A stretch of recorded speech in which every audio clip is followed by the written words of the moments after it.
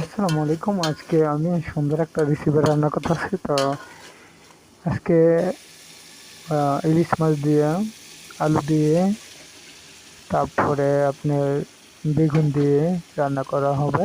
তো আজকে রেসিপিটা খুবই সুন্দর সুস্বাদু। তো আসলে আহ, যে যারা পছন্দ করে অবশ্যই ইলিশ মাছ দেওয়া একবার ট্রাই করে দিতে পারেন। এই যে ইলিশ মাছ আর হলো বেগুন দিয়ে আলু দিয়ে ট্রাই করতে পারেন। তো একবার খাইয়ে দেখেন যে এই ইলিশ মাছটা এই দুইটা জিনিস দিয়ে রান্না করে দেখেন, তো অবশ্যই যে খুব সুস্বাদু লাগবে।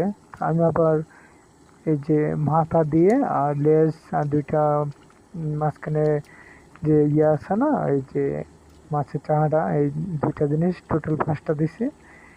তো অবশ্যই এইভাবে রান্না করে দেখবেন, অবশ্যই মজা পাবেন। আশা করি আমার চ্যানেলটা সাবস্ক্রাইব করে দেবেন।